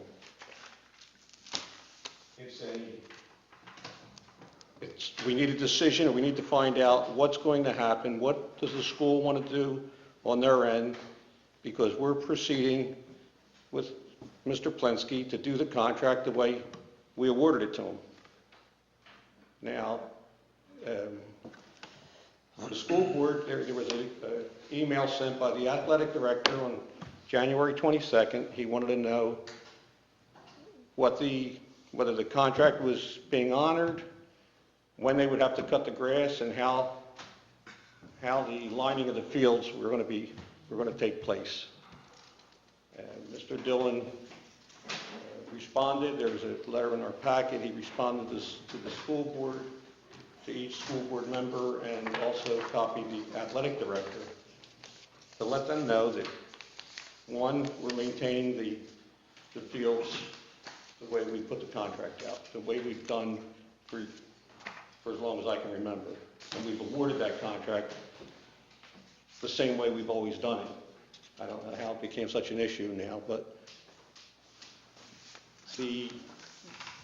if the school board does not want to continue the contract with Mr. Plensky or continue the agreement they had, we groomed the fields. The school board was responsible for cutting the grass until Little League opens, which is April 13th. So I think they would start doing it in March, beginning of March. So, all right, we're thinking, okay, we're grooming the fields. It's up to the school board to cut the grass and line the fields. If they don't use Mr. Plensky, then they can use their own employees. This way they would be covered by their workman's compensation and their liability insurance. Or if they want to go out and hire someone else to do the lining of the fields and the cutting of the grass, then they would have to let the borough know, and it would have to be approved by the borough. And that person would have to submit, or the school would have to submit their qualifications and also their certificates of insurance. So I think it's kind of clear cut that we're continuing to do what we have done every year. So the people that are saying we're closing down the baseball fields, we are not doing a thing to affect those baseball fields right now. If the lawsuit, something happens in there and there's no other alternative, then that's a different story. But I don't see that coming to fruition. I certainly would hate to jeopardize this year's season because of, somebody's worried about what's going to happen in court. I think it's up to the school board. We've done our part, so if the school board doesn't do their part, then it's on them on their baseball season. As far as Little League goes, I think we're ready to go on April 13th with everything that we've planned to do, that we've always done. So I just want to call it out because there's so much misinformation or fake news, if you want to call it that, that it has to be out in the open. I don't think we can, I don't think it's fair to our kids. I don't think it's fair, to the parents to put these, put their scholastic teams in jeopardy. So, if anybody has any questions, I mean, on my, this is, like I say, this is how I interpret it. If other councilmen interpret it a different way, then I'm up for suggestions. And also, I just want to remind everybody, when we gave this contract out, this room was packed with people who told us what a great job Leo did maintaining those fields, that they needed him to be doing these fields. Our solicitor told us we were acting within the law, awarding the contract the way we did it. This lawsuit has certainly, put a real monkey wrench into the system, but I don't think our kids should suffer. These fields need to be done, they need to be done properly, and those fields should be ready for whenever that baseball season starts, for the boys and the girls. 'Cause someone said they heard it was a softball and not the hardball. I said, well, I'll tell you one thing, if they shut the softball field down, they're going to shut all the fields down, because we're not going to pick sides on this. This is something everybody's got to, suck it up and do the right thing and get these fields done. Well, I didn't know that was coming up tonight, and we were all advised not even to discuss it through our attorneys, but I understand where you're coming from. And to add on to what you're saying is, we have a contract with Mr. Polensky. So everybody's kids that are playing baseball needs to understand that we're going to fulfill our obligation. If the fields are not ready for the high school on March 1st, that's not the borough's problem. So, like Louis said, the school board needs to hire whoever they want, and we're not opposed to them hiring whoever you guys want to hire. We just want to know who's going to be doing it, because like Louis said, now that there's a lawsuit that's involved in this, if the kids aren't playing on March 1st, or something happens in this lawsuit where it's going to drag out and Little League doesn't play and the soccer league doesn't play and this whole thing gets, blown up, and it's not the people's fault that are sitting here right now that are being sued. So we're going to continue doing what we always did for the last 50 or 60 years in this town. We award a maintenance contract, and we feel that's what it is. If we find out otherwise that it's not, and we have to shut everything down, I think we're prepared to shut everything down and take a different approach to this whole thing. But for now, we're going to have the fields ready for Little League on April 13th. That's this borough's obligation. If the kids don't have anywhere, the fields aren't ready on March 1st, that's not council's problem. So we just don't want the parents to think we're shutting something down right now. So if the school board wants to meet, if you guys want to sit down and discuss this and whatever, we're available anytime you want. But I think our main concern is that March 1st, this field is ready for the school to play. I don't know, Jeff, if you want to add anything to this, or? We don't have an issue. Okay. Number one, Mr. Polensky informed us that he did not want to do, or could not. I think because it was work-related, so he decided not to take care of the fields until Little League started. So, and I think there's a correspondence between Mr. Dillon and Mr. McHugh and Lolly. And I think he's going to get an answer probably within the next day or so, that we're gonna, we're gonna assume the responsibility. Lou, I don't know where you're getting your information. We haven't heard anything like that. Nobody came to me or any of the board members and said anything like that. We're gonna have a baseball season like we always did. We're gonna take care of the fields. Mr. Dillon will get a response from McHugh, our business manager, within the next couple days. But I also thought that, Mr. Polensky came to the board, sent Chris McHugh an email saying he could not do. because of work. Whatever reason, I believe it was because of work obligations, that he did not want to continue doing it. And again, there's a lot of rumors, I don't know how true it is, but I also thought he was approached by, I don't know, yourself or somebody saying that because of the situation he was in, he was not going to be allowed to do them. That, to me, that wasn't said to me. I talked to him on more than one occasion, and he just said he couldn't do it, it's too much. So that's how we left it, and we knew that we were going to need somebody, and we're very well capable of doing it. There is going to be baseball, there is going to be softball. There may be some issues that need to be ironed out between us, our responsibility, what you expect from us, and what we're willing to do. We don't know what Leo did for the school.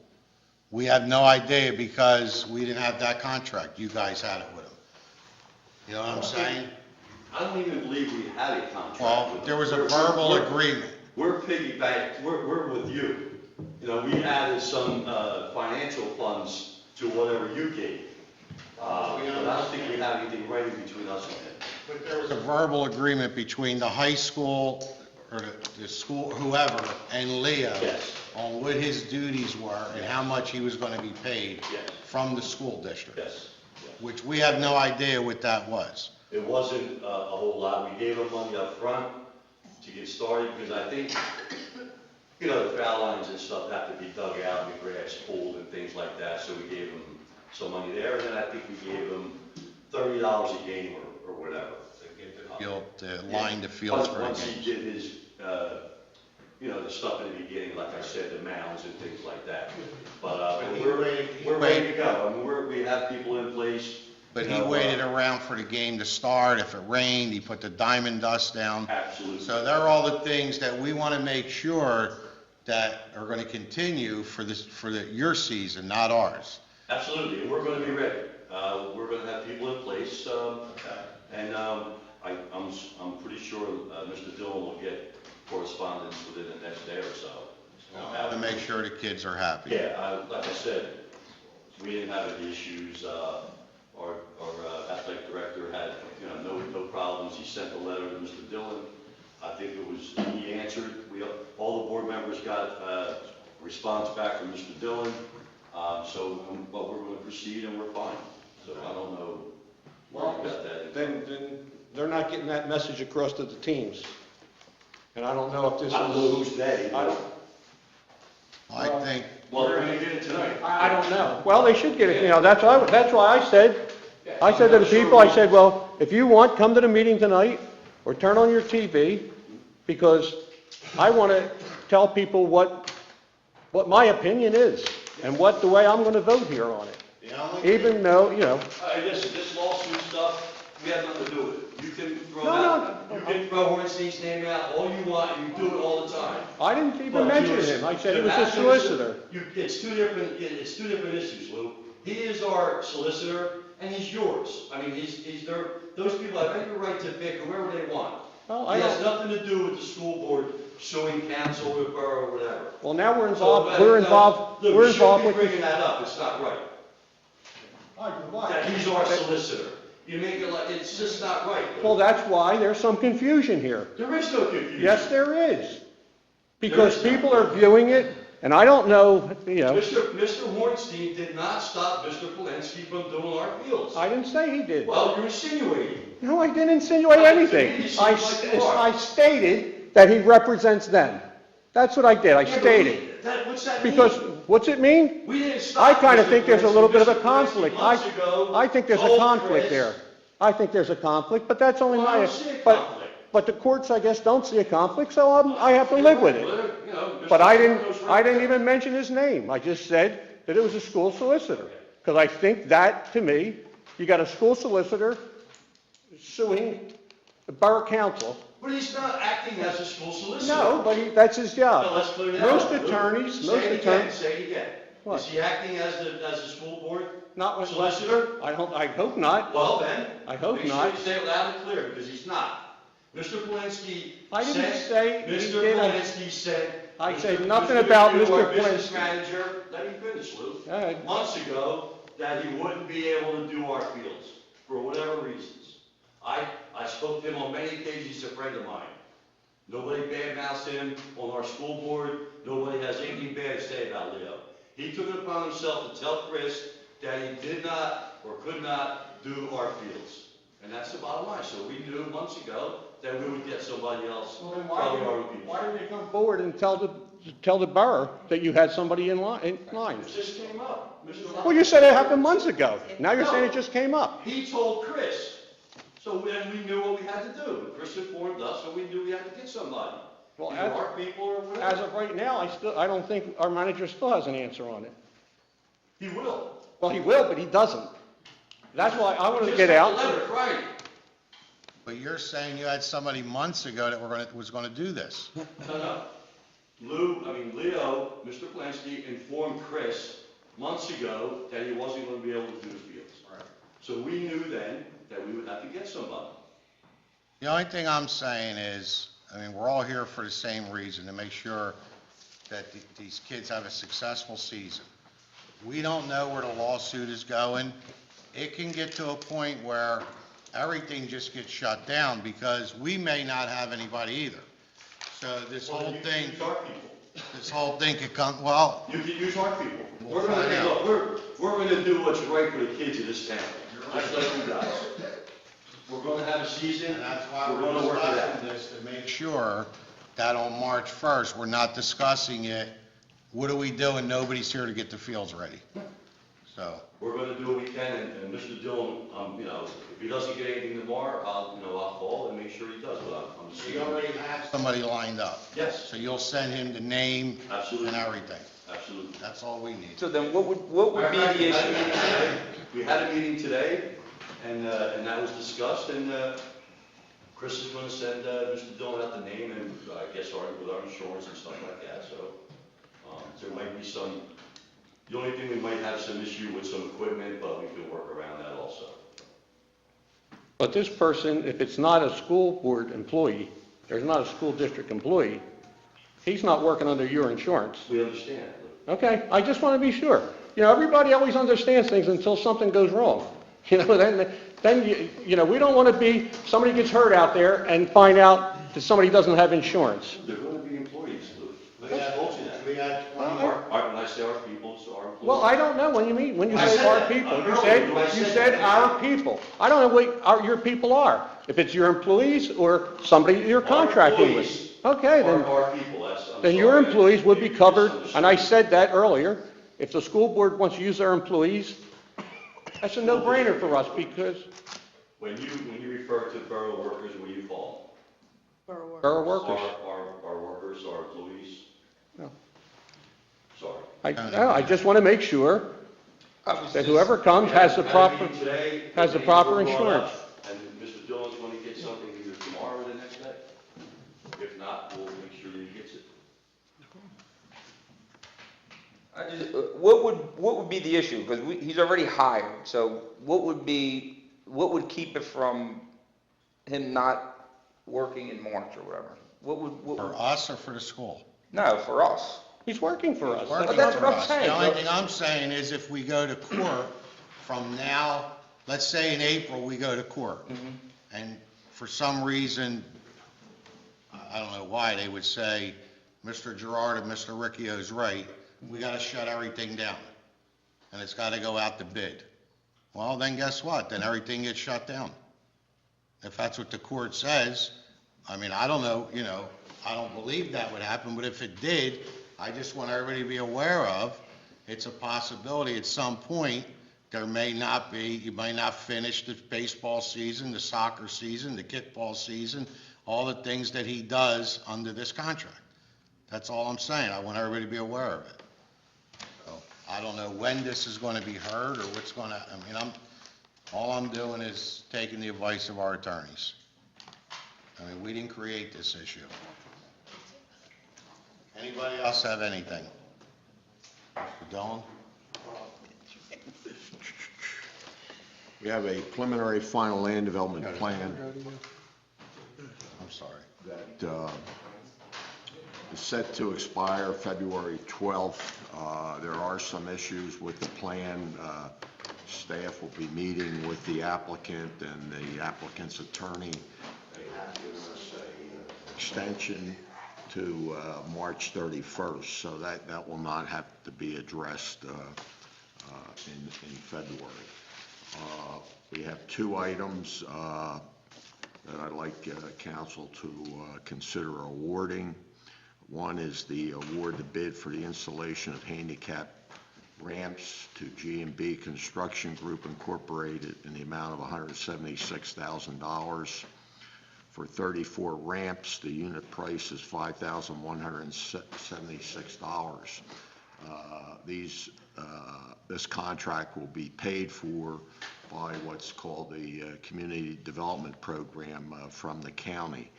We've gotten a 2-year grants, 2 separate grants, but we've combined the 2 years into one set of bids, and this was the low bidder. So I would request the council award that bid. I think the solicitor may have an added sentence to that.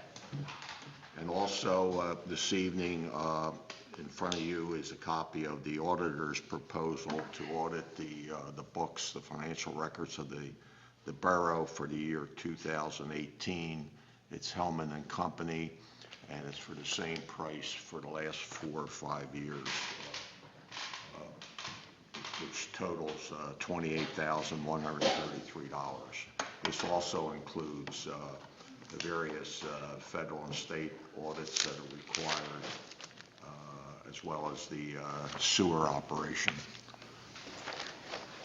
So you need that voted on tonight? I would ask, I had thought that we had handled that last month, the audit, because certain reports have to be given to the state by the end of March, so he's got to get in here and start working on the closing out, yes. Is there anything else that needs to? They're the only two major How about items. authorizing the solicitor for this to start working on this ordinance? Since I think Mr. Devine wants a vote on that, Tony, or you want to give him, usually we just tell him to do it. Yeah, I vote on it, because I just don't think it's gonna make, So you want to vote on giving him permission on this? yeah. Okay. So we'll have to We don't suspend need the rules? we need to Oh, is it this meeting? I thought this is Well, this Jim is our needs work that session. done tonight, so Oh, let's, okay. all right, so we need a motion to suspend the rules, Louis. Can I get a motion to suspend the rules? Motion to suspend the rules. Okay. Go ahead.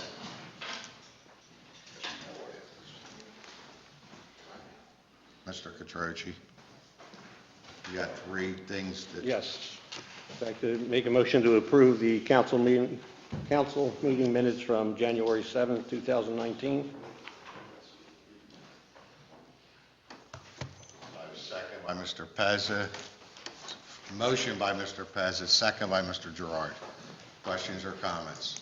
All those in favor? I got a question. Go ahead. Are we not having a meeting Monday? Is that what we're As doing? far as I know, we are. Oh, so we don't have to do the, All right. are we just going to do the one, we're having, Let's just finish it. okay. All in favor? Aye. Opposed? Okay. I make a motion to accept January 31st, 2019 proposal by Hellman and Company to complete the 2018 audit of the borough financial records. Do I have a second? Second by Ms. Cullen. Questions or comments? All those in favor? Aye. Opposed? Can we do the awarding the bids of the, for Jim? Okay. I'd like to make a motion to award the bids for installation of handicap ramps to G&B Construction Group, Inc., in the amount of $176,000 for 34 ramps, unit price $5,176, subject to the responsible contractor determination. Second by Mr. Pezzik. Questions or comments? Mr. Devine. Question, how many people bid on that? Amanda? Yeah, we had 4 bidders. 4 bidders? Thank you. Any other questions? Amanda, just for the record, this is the second time these went out to bid, Yeah. and they came in a lot lower than the first time. Right, yeah, so we did bid the first round, as Mr. Dillon mentioned, that there were basically 2 separate funds from the county. So we did bid the first group of funding, and the bids came in entirely higher than we had expected. So since we did have a second group of funding, we kind of combined them together and bid them all at once and did get a much better unit price this time. Any other questions or comments? All those in favor? Aye. Opposed? You want to make a motion to advertise this ordinance? To have the solicitor write an ordinance? Yeah, can I'd like to make a motion to, I don't even know what I'm making a motion for. I know it's for him to have the, He's got it. No, I don't have it. Oh, I thought you had it. No. that's why he's looking at me, I don't know. Make a motion to have the books looked over, is that the case? So let's create an ordinance. Whatever, Monday. whatever. For the ordinance for the Solicitor dog, create an ordinance for the dog. Dogs. for code blue and code red dog. Code blue, code red, code anything. We need an ordinance that will give the solicitor permission, Like paying attention, he was like. give the solicitor permission to draft an ordinance for council's approval to be voted on. So moved. Second by Mr. Catroci. Who gave the ordinance? Who? I made the Oh, motion. you did? Okay. Second by Mr. Catroci. Questions or comments? Mr. Devine. I just have a comment. I mean, after talking and, talking out on the floor, again, absolutely want 100% the animals to be safe but I just don't think that this ordinance that we're going to write is going to be enforceable. And if somebody challenges it, at the state level, it's not gonna hold up. It's just a waste of, taxpayers' money to, pay a solicitor to write something that's not going to be. I think we sit here another 3 hours, it's never gonna. We'll also be able to look at it and debate it when it's done, right? But I think that what we're asking for is the solicitor write something. Right. For us to advertise and be voted on. Mr. Devine's thing is he doesn't even want him to write it. Because it costs money to write something that you Okay. can't, why, that sounds backwards. Let's pay for something before we know if it's any good. How would you determine whether it's enforceable before we write it? Well, there's a reason probably nobody else has it, is because it's probably not enforceable. No, it's What do you not. think- No one else. What do you think that, Philadelphia has it, Berks County has it, a lot of counties have it. There is a reason, Tony. Yeah. The state just passed this amendment to the penal code, which raises the issue of this code blue. But they only addressed when dogs are tethered. They didn't address when dogs are not tethered. That doesn't mean we can't do it, they just haven't addressed it. But let me say this, it's a lot cheaper for me to draft an ordinance and we enact it. If somebody wants to challenge it, people can always challenge our ordinances, okay? That happens all the time. Then to try to get somebody to determine ahead of time, I don't know how you would do that. Nobody's going to offer you an opinion that an ordinance is enforceable or not until it becomes an ordinance and somebody challenges it. The courts don't offer opinions on hypotheticals. There has to be a case. So, we're talking about a couple hours of my time to draft an ordinance. If doing this, I determine that we can't do it, or it has to be more narrow, then obviously I'll let you know. no, I understand, but it's not going, listen, my vote to say no, it's not gonna matter. I mean, you guys have, you All in guys have the favor? majority. Opposed? One. One against. Joe, I never Mayor. went to you. I Thanks, never Ralph. went to the mayor, I'm sorry. Not a problem.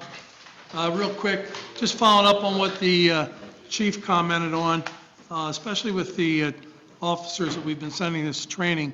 It's training for crisis intervention, and as we're looking at all the various calls that we had over the course of the year, this type of training would be invaluable for our officers in dealing, especially with home and domestic arguments and so forth.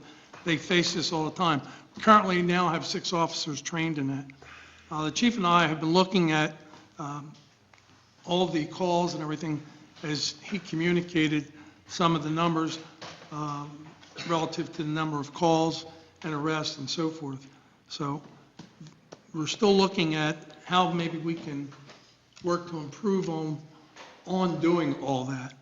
Also, too, we're looking at all the recent grants that we have secured through the casino grants, looking at the police command vehicle, the borough video camera system, and the police camera, body camera. So there's a lot going on in the borough and in the police department. And also, too, on the fire department, we met last Tuesday. A lot of training going on in there. Met with Herbie and all the fire chiefs. Going to be doing training in February, fires and vacant dwelling.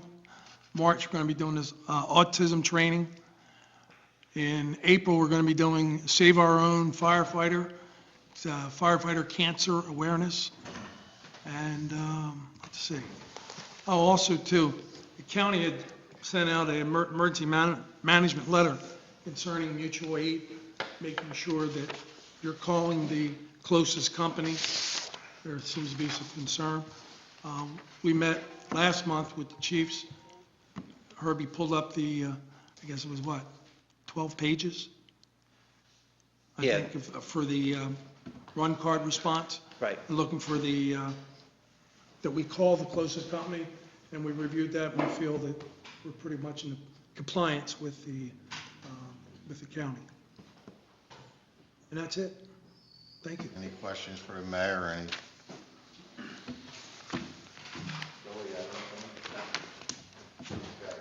I get a motion to adjourn. Motion by Mr. Ricchio, second by Mr. Petrucci.